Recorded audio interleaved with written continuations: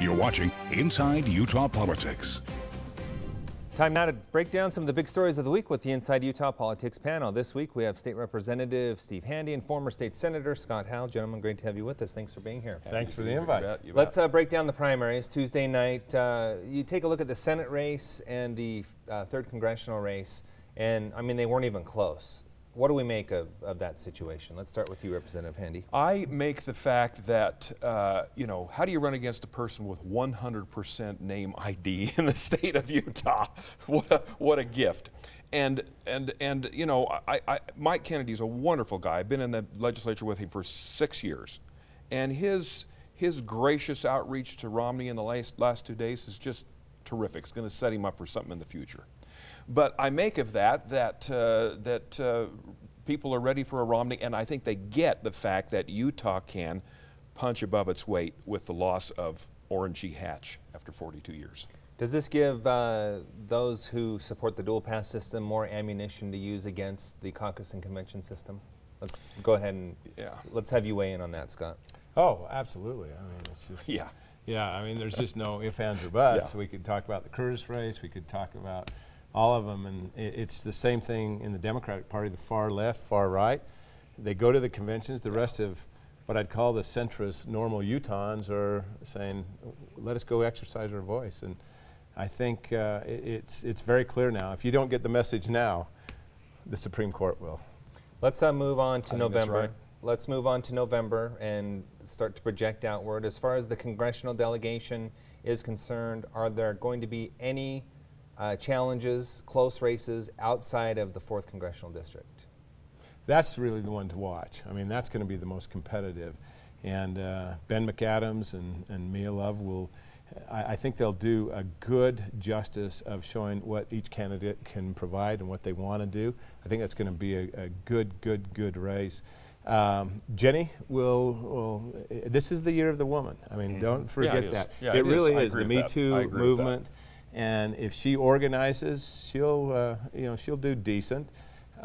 You just can't deny that Mitt's ID, and as Representative Handy said, everything else he brings, $2 million. It's going to be tough.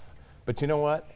Jenny's stepping up to the plate, and that's good. And we need that in our politics here in the state of Utah. On the 4th District, polls show it basically a statistical tie. Why is it so close for an incumbent in Representative Mia Love? Well, I think the fact that you have in Ben McAdams a very credible, active Latter-day Saint, moderate Democrat, high name ID, right, Scott? Yes, right. And so he brings credibility. He brings credibility to that mainstream voter, as Scott was talking about.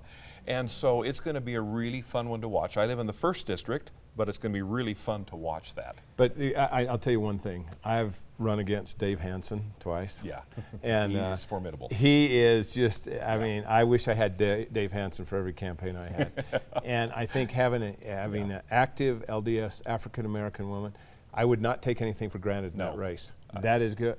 The speaker and everyone else is going to come out in droves for Mia. Are you surprised at the tone about this race that's already been established? It looks like it could get a little ugly. Well, they pulled out, and when I say they, I mean both sides have their pro-choice, pro-life, but to pull that horse out of the barn so early, and especially against Ben McAdams, they know where he stands on choice, and he knows what he's going to do. I thought that was a tactical mistake because that's not him. And I think it could hurt him. But are we seeing the negativity on both sides, though? Well, it's going to get chippy because there's a lot at stake. There's a lot at stake.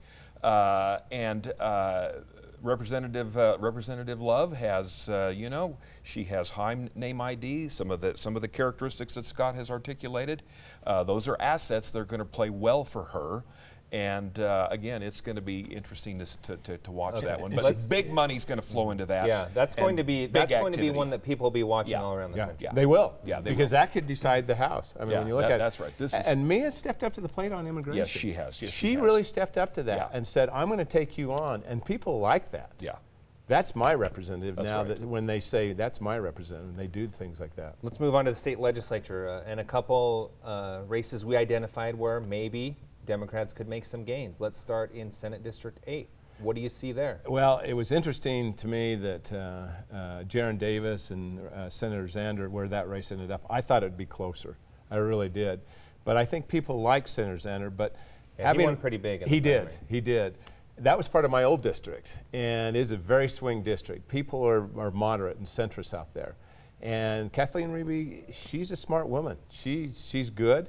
So is Dr. Zander, don't get me wrong on that. Yeah. But I think that her appeal comes from the state school board, and it's going to be a tough race. That'll be the one to watch. House District 10, can the Republicans hold on to that one? Well, let's remember, the only Democrat holdings in the state legislature are in Salt Lake County. Yeah. My friend Christine Watkins, who was a Democrat, and then she was out, and then she's been in as Republican, she's going to sail back in. She worked her head off in Carbon County and got through a primary. Okay, District 10 up my neighborhood, just into Weber County from where I am in Davis County. So you have Lou Shurtleff, who was in the legislature about, I don't know, 10, 12, maybe longer years, and she's coming back, and now we have Representative Pitcher, who is retiring. There was a primary with Lorraine Brown and Terry Scow, well-known veterans leader, good guy in the state of Utah.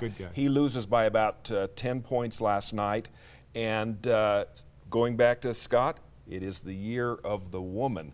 So now you have two women. I think the Democrat Party, if I'm running that in the state of Utah, I'm saying we got to get in there and help this. That could be a change. And Glenn, you know, if you know Lou Shurtleff, you'll love Lou Shurtleff. Yeah. You can't. I served with it. It's just that simple. Yeah. Okay, I want to get on to another huge story the week. On Tuesday or Wednesday, make that Justice Kennedy announcing his retirement. Democrats looking at all across the country have to be worried. It's a tough thing. I mean, Justice Kennedy was really the leader in the LGBTQ vote that happened back there. He's a centrist, I'd probably say a little bit leftist centrist, but you know, one of the interesting things now is that we hear the Lee boys are now up for consideration, and that's really interesting. Thomas and Mike. I just got to think Rex is up there going, wow, this is really terrific. Yeah, look at my boys. But I will say on the other side, I worked with Rex a lot when I was in the Senate, and he's much more centrist than his young men. How does this change the makeup of the court, though? Because as you mentioned, Kennedy was the swing vote. This is a generational game changer. If I'm on the progressive side, the leftist progressive side, I am beside myself over Kennedy's retirement. I can't come to grips with this because of what the president may come up with. Scott, and Representative Handy, absolutely. You said the magic word, Trump. Yes. I mean, that's the thing. Yes. We might have Fox News judge as one of the new Supreme Court. Okay, I have 30 seconds left. Can Democrats stall this in any way like Republicans did in 2016 and be successful? You need 51 votes. Mitch McConnell said, let's go take it on. I think that they are going to do exactly that. They're just going to take it on. Okay, have a few seconds left. Do you see either of the Lees ending up being the nominee? How cool would that be from the state of Utah? But will it happen? Well, I think Mike Lee is a real possibility. Okay. I think he could because he's a colleague. All right, I'm going to have to end it on that. Great to have you with us. Thanks for being here. Appreciate it. Thanks, Glenn. We always appreciate it. Stay with us. We'll be right back with more Inside Utah Politics right after the break.